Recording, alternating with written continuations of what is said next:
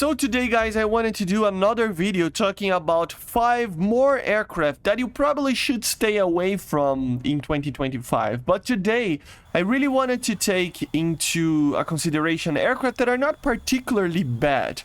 They're not bad aircraft. They're just that there are better options out there for a reason or the other. I'm going to talk about in each singular example. And basically the idea here is that there's not really a reason to get or keep this aircraft in your lineup normally, unless doing something very specific, or in a general sense it's an aircraft that, although it can be good, it is somewhat of a difficult aircraft to learn or something like that. Okay, so let's get going. In 5th position, I added the F-16A OCU. This is technically the Thai version of the F-16. This is the 13.71 that, although it is getting a buff in a very soon future with the HMD added to it, in a general sense it is still a lackluster a little bit of an aircraft. Okay, it is still an A variant, although it turns better and stuff, and the engine can produce a lot of power in the higher ranges. It is still an aircraft that somewhat lacks a lot of the flair that the other ones have, the countermeasure especially, right? So I think it might be just one tiny thing for you, but it becomes big, you know. So the HMD is getting added. The radar is not the greatest, but it's not that bad.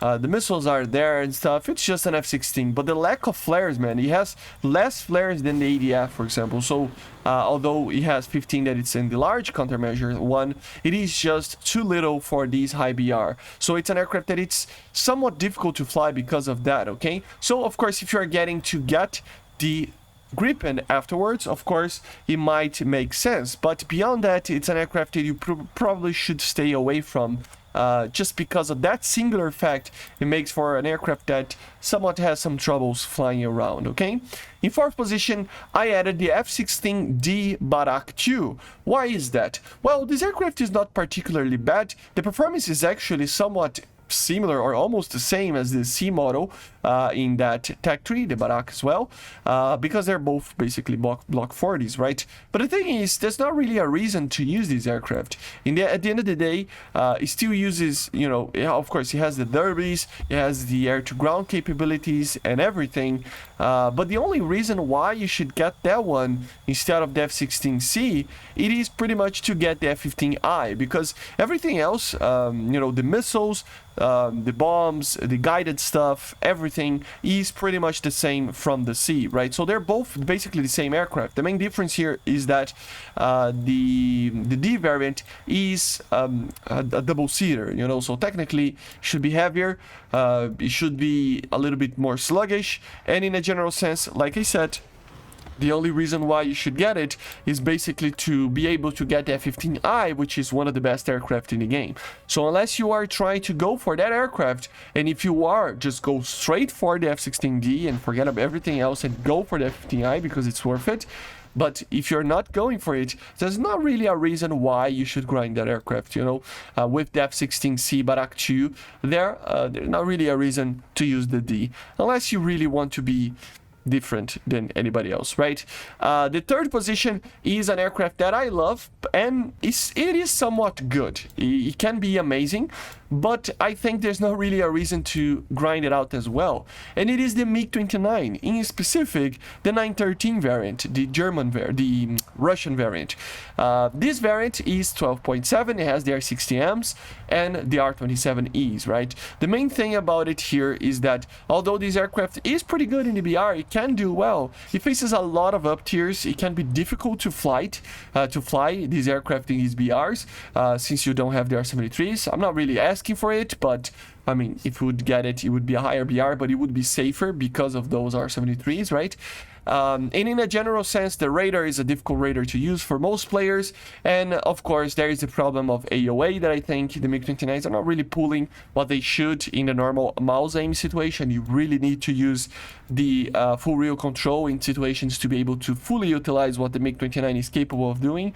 So there's this problem as well. So it's an aircraft, and I mean, it's the cherry on top is that you go after the MiG-29 SMT, which if you saw the other video, it's a very, very, very complicated aircraft to fly. So at the end of the day, guys, there's not really a reason to continue in the Mikoyan line until we receive something like the MiG-35 or anything like that. Just go for the SUs. It is just easier to fly. They're better. I think the Su-17M2 that we're going to talk about it later, it's kind of a problematic aircraft as well. So the MiGs going up to the MLD, they are pretty good. I mean, the M is really problematic, but the MLD is pretty good. But after that, there's not really a reason to get for these, like, go for these MiGs. The Su-27s, they're just better right now in the game. So although the MiG-29 can be good, it faces some very heavy punching enemies compared to it sometimes, and yeah, with the things that I talked about, it's just not really worth it. Okay, in second position I have added the F-5T SCU. This is the second capability upgrade of the Thai F-5s, and I gotta say, guys, there is a problem with this aircraft. It is worse than the F-5E FCU, which is the first upgrade of the aircraft. Yes, this aircraft is technically worse than that. And why is that? Because it has less missiles. So there's not really a reason to get this aircraft. I find it interesting that they added this aircraft, but unless we get the TCU, which will be the third one, which has BVR missiles and a proper radar and everything, proper radar upgrade, I mean, the FCU is just way better, you know, than this. They are in the same BR, but you have better missiles. You have 2 more missiles. Although they are in 9P4s, they are 2 extra missiles. The performance, everything else will be pretty much the same. There is little differences here and there, but in a general sense, they are in the same aircraft for the game's sakes. And it's just not really worth it. Of course, even if you compare afterwards, I mean, unless you are a Japanese main that will never get another tech tree and really wants the Gripen, there's not really a reason to go for the other aircraft below it as well, right? So it's problematic. It's an aircraft that it's not really good. It's I mean, it is good, but there are better options out there, and even in the same tech tree as a squadron vehicle. So if you don't have it, wait for it, have patience, get the F5E FCU as a squadron vehicle in your squadron, and it's just a better option, okay? And in the first position, or the last one that I wanted to talk about, is the Su-17M2 that I was going to talk about before. It's an aircraft that, yeah, he got some upgrades over the time, you know, and a lower BR and everything. But at the end of the day, guys, it is still a very heavy aircraft that it's not very easy to fly. It's not very easy to dogfight. You have missiles that are very easy to decoy. You don't have countermeasures in a somewhat high BR. And the only thing that you really are having in this aircraft is the ability to bomb a lot of things, because it can take a lot of bombs, but at the same time the speed, right? So it's a very difficult aircraft to fly. It's kind of a point out of the curve in the Sukhoi line. All the other ones, I think, they are better than this aircraft. The M4 later is better as an attacker, you know, of course with a higher BR, and then you go for the Su-27. So it is worth to actually get this tech tree just to go after the Su-27s, but the Su-17M2 is a difficult aircraft to fly, and I would probably try to stay away if you can, unless you just need to grind it out to get the Su-27s, but unless you're doing that, there's not really a reason to get this aircraft, okay? The M4 is somewhat hard to fly as well in Air Realistic, but yeah. Anyway, right? I hope you enjoyed. Make sure to subscribe and let me know in the comments what are your 5 aircraft that you probably should stay away. Keep in mind that this list is not saying that these aircraft are bad or all bad, right? They have good options. They are good. The F-16D, for example, it's an amazing aircraft, but there are better options out there, you know? So it's just some examples that not every bad aircraft needs to be just not flown, you know? It's, you know what I mean, right? But anyway, see you guys, subscribe, leave a like, leave a comment, and bye.